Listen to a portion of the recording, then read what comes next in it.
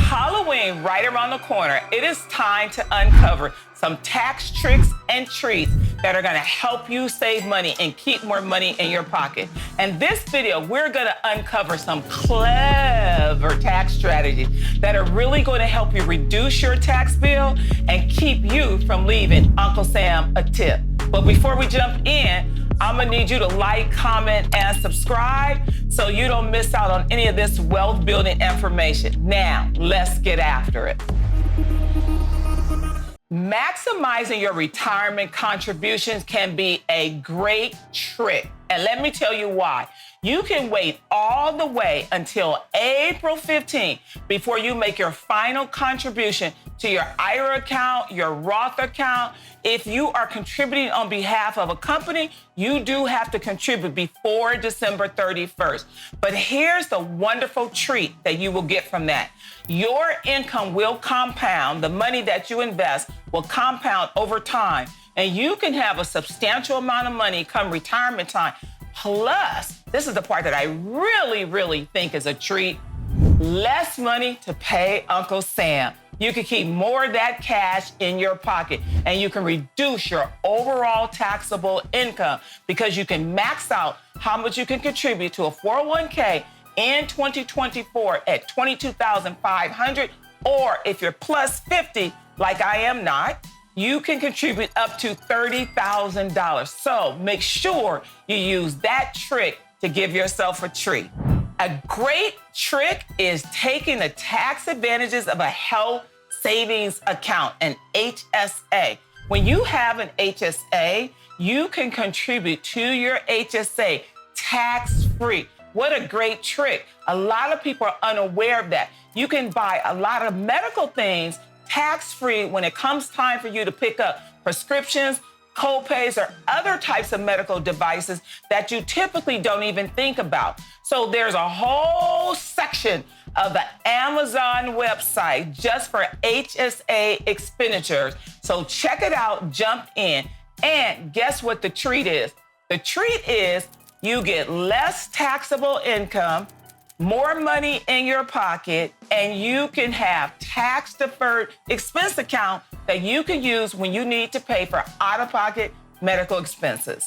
A third trick is utilize tax credits. Man, this is a great trick. Let me make sure I explain it to you. If you have a kid, and this could be a reason to have a kid, you could get a child tax credit.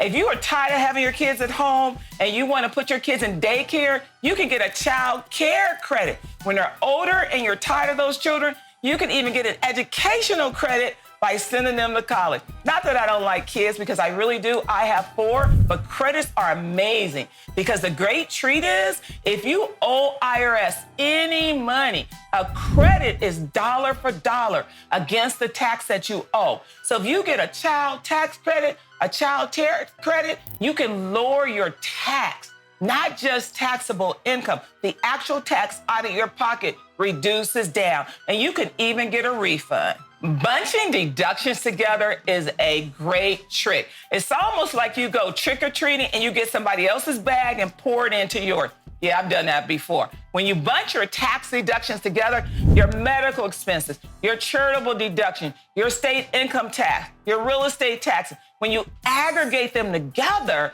you may actually exceed the standard deduction.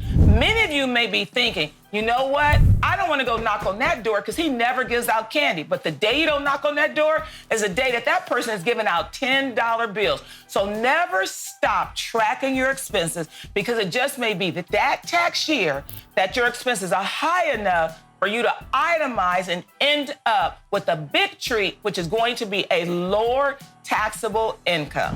One of my favorite tricks is deferred income. And I know you guys are probably saying, Karla, what do you mean deferred income? Like, don't take the income? Yes, don't take the income. If there's any reason, especially as a business owner, that you can wait to the next year to deposit that check in your bank account, to not invoice your customers and get paid in the following year, you're deferring income, which means in your current year, your income is going to be lower. You can defer income and maximize expenses. Therefore, you're going to have lower overall taxable income. Now, don't get it twisted. I said defer income. Don't go without the income. You're gonna make sure you deposit that money January 1 so that you can get your bank account where it needs to be. But deferring income is a great trick, and the treat is you are reducing your taxable income and pushing down the road the tax you will have to pay on that income. Now that you've made it to this far in the video, I want to give you a bonus tip. And the bonus tip is make sure you keep detailed records. I know we get tired of tracking things, but the way we do business now, paying everything electronically and making sure that everything is going by Zelle or Venmo or however you pay people, make certain that you go back and look at all of your expenses. Many times when you are getting your taxes done January, March, you forget about the prior January, the prior March. That is why it's so important to take time to go check out last year's January, March, February, all the way through the end of the year so that you can maximize your deduction. Just take a moment, like when we come home from trick or treat, we look at that Halloween candy and we take a moment to look through it to make sure there's no bad apples. You have to do the same with your expenses. Take a moment, go through all of them so that you can get all of your deductions. You can reduce your tax bill so that your tax return will not be so spooky. Now that you know better, it is absolute time for you to do better. I want you to share this video, like, comment, and subscribe so you don't miss out on any spooky wealth building strategies.